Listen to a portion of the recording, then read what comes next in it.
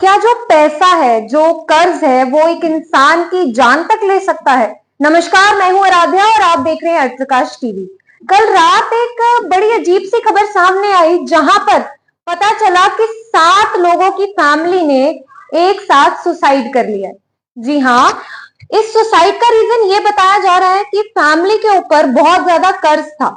इस फैमिली के अंदर ना तो सिर्फ एडल्ट्स बल्कि बच्चे भी शामिल थे, जिनकी मौत हो गई। एक बच्चे की उम्र थी 13 साल और दूसरी 2 लड़कियों की उम्र थी 11 साल, जो कि ट्विंस थी।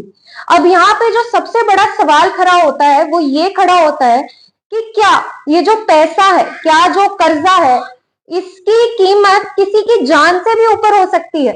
आइए इस पे बात करते हैं आदित्य शर्मा जी से। नमस्कार सर, कैसे हैं आप? नमस्कार, ठीक है जी। आज ये पंचकुला में बहुत दुखद घटना सामने आई है। सेक्टर 27 में कल रात को कुछ लोगों ने गाड़ी को देखा था जिसमें ये पूरा परिवार बैठा हुआ था, लेकिन इसमें से करीब 6 लोगों की मौत मौके पर ही हो चुकी थी। हालांकि जो ड्राइवर सीट पे थे परवीन मित्तल, वो होश में थे। उन्होंने प्रत्यक्षदर्शियों को बताया भी कि हमने जहर पी लिया है और अंदर काफी वोमिटिंग भी थी। तो यहाँ पे वो ये परिवार देहरादून से आया था, यहाँ पे कथा चल रही है सेक्टर 5 में, उसे सुनने के लिए आया था, वहां से लौटा ही था। तो बीच रास्ते में ये चीज सामने आई तो तत्काल पुलिस जो थी मौके पर पहुंच गई थी, सभी को हॉस्पिटल ले जाया गया और वहां पे प्रवीण मित्तल को भी जो है वो मृत घोषित कर दिया गया। मैं ये बताना चाहूंगा, हमारी बात हुई थी जो प्रवीण मित्तल के ससुर हैं यानी रीना मित्तल के जो पिता हैं, उनसे हमारी बात हुई थी, राकेश गुप्ता जी से। उन्होंने कहा था कि भी हमारे दामाद पे कर्ज था, काफी काफी कर्ज था जिसकी जिसकी वजह से वो परेशान रहते थे। तो हालांकि परिवार ने भी ये चीज नहीं बताई कि भी इन दिनों वो कहाँ रह रहे थे, लेकिन काफी पड़ताल के बाद सामने आया कि वो इन दिनों स्केतड़ी रह रहे थे। स्केतड़ी में ही वो अपना टूर एंड ट्रेवलर्स का बिजनेस भी चला रहे थे। तो इसमें कहीं ना कहीं घाटा हुआ था। तो उन्होंने 3 महीने पहले ही जो है वो देहरादून से यहाँ शिफ्ट किया था। तो यहाँ पे रहने के बाद जो है वो परिवार नहीं जानता था उनका कि वो कहाँ पे रह रहे हैं, उनकी मुलाकात भी नहीं हो पा रही थी। तो जो उनकी बहन है राखी गुप्ता, उन्होंने हमें बताया कि भी मेरी जो रीना मित्तल जो उनकी सिस्टर थी, रियल सिस्टर थी, उनसे 3 महीने पहले ही मुलाकात हुई थी, इससे पहले कभी नहीं हुई। वो किस प्रेशर में थी, कोई उसको तनाव था, इस बारे में बात नहीं हुई थी। दोनों बेटियां जो इनकी जो थी 11 साल की ट्विंस थी, डलीशा मित्तल और एक राधा मित्तल। तो उसमें सॉरी मैं नाम भूल रहा हूँ दूसरी बच्ची का। तो उसमें वो उनके एडमिशन्स के समय पर ये मुलाकात हुई थी। उसके बाद ये परिवार जानता ही नहीं था वो कहाँ पे रह रहा था। तो काफी तनाव में ये चीज सामने आई। डीसीपी हिमाद्री कौशिक भी और अमित दहिया भी वहां पहुंचे।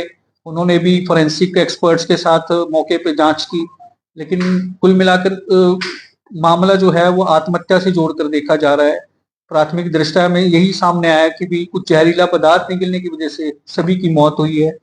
ये नहीं हम कह सकते कि भी मौत कितनी देर पहले हुई है। ये भी संभव हो सकता है कि भी कुछ लोगों की मौत प्रवीण मित्तल के जिंदा रहने तक या ड्राइव करने तक हो रही हो, तड़प रहे हो।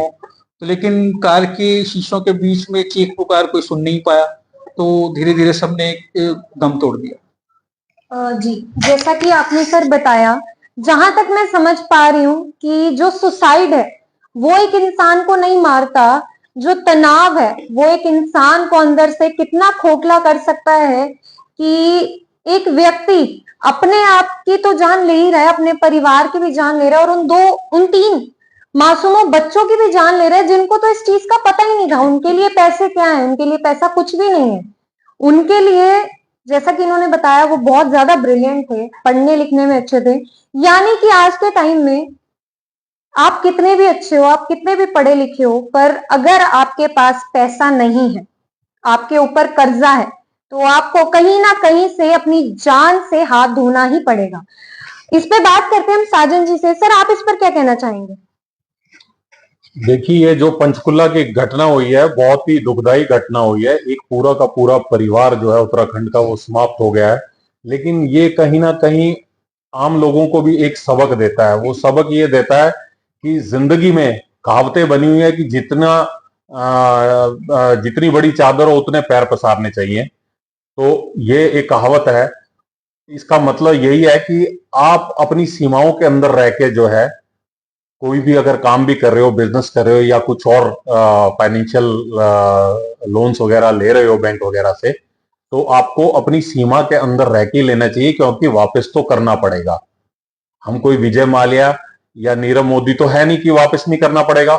हमें तो एक आम आदमी को तो अगर 3 किश्तें बैंक की वापस नहीं देते तो बैंक जो है आपकी गाड़ी भी उठा लेता है और बैंक जो है आपकी और कुर्की इत्यादि की कार्रवाई शुरू कर देता है अगर मकान वगैरह पे लोन लिया हुआ। तो मेरा कहने का मतलब है कि ये परिस्थितियां ऐसी हैं, इन परिस्थितियों के अंदर आपको खुद सोचना है ये कि ऐसी स्थिति अपने परिवार के लिए पैदा ना करें ताकि वो विवश हो जाए ऐसा कदम उठाने को जो उनकी जिंदगी के साथ जो है एक मजाक बन जाए। तो और कई ऐसी परिस्थितियां घरों में रहती हैं जैसे कि मनोवैज्ञानिक रोग है साइकेट्री से जुड़े हुए, जैसे डिप्रेशन है, बाइपोलर डिसऑर्डर है, सिजोफ्रेनिया है या उसके अलावा एंजाइटी है। तो ये सारे रोग भी कहीं ना कहीं एक डिप्रेशन में अगर कोई चला गया तो उस परिवार के अंदर ऐसे सदस्य का जरूर ध्यान रखना चाहिए कि कहीं वो किसी दबाव के अंदर तो नहीं, कोई दिक्कत के अंदर तो नहीं है। एक कंपटीशन जो आज के टाइम में सामने आ रहा है, कंपटीशन एक दूसरे को देख के जो हम अपना लाइफस्टाइल बदल रहे हैं, लाइफस्टाइल चेंज कर रहे हैं और उस दबाव के अंदर जो हम कदम उठाते हैं या पैसा खर्च करते हैं वो भी कहीं ना कहीं हमारे को कर्ज की गर्त के अंदर ले जाता है। तो इन चीजों का हमें हमेशा ध्यान रखना चाहिए और सोच समझ के कोई फैसला लेना चाहिए, खासतौर से फाइनेंशियल फैसला, बैंकों से लोन लेने वाले जो कदम है। जी, आपने बिल्कुल सही कहा सर। जैसा कि साजन सर ने बताया कि हमें अगर हम कोई लोन ले रहे हैं, हम किसी से कोई पैसा उधार ले रहे हैं, तो हमें इन चीजों को सोच समझ के करना चाहिए, क्योंकि आपकी आज की एक छोटी गलती, एक छोटी सी चिंगारी आपके परिवार के लिए बहुत घातक साबित हो सकती है। अगर मैं इस पे कुछ और भी कहूं तो आजकल हंसते हुए चेहरों के पीछे इतने गम छुपाए बैठे हैं लोग। तो उस परिवार में मासूम बच्चे थे जिनको नहीं पता था कि एक्चुअल में बात क्या है।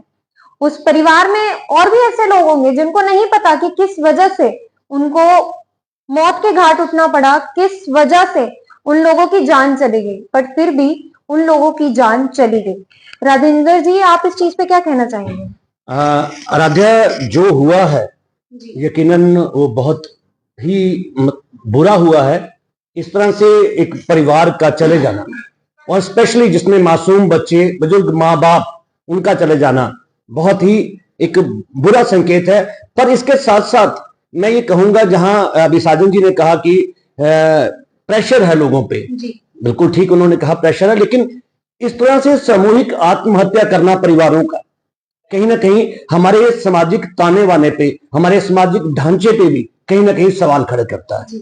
बिजनेस का फेल हो जाना, किसी भी आदमी का दिवालिया हो जाना, ये कोई क्राइम नहीं है।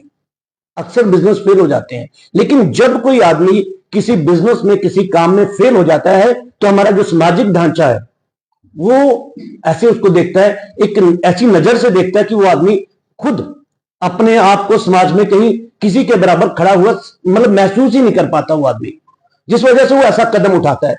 देखिए, एक बात बहुत सोचने वाली है कि अपने परिवार को, अपने मासूम बच्चों को, अपने माँ बाप को इस तरह से मार देना या उनको आत्महत्या के लिए मजबूर कर देना, ये बहुत ही भयानक और बहुत ही मतलब मैं इसके लिए मेरे पास वर्ड नहीं है कि उस इंसान के ऊपर क्या गुजरती है जब वो इंसान ऐसा कदम उठाता है।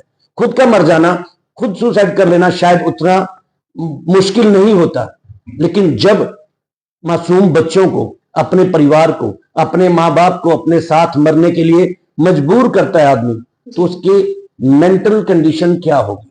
बिल्कुल सही। हमें एक्चुअली इस चीज पे, हमारा जो सोशल सिस्टम है, इसको इस चीज पे काम करने की जरूरत है।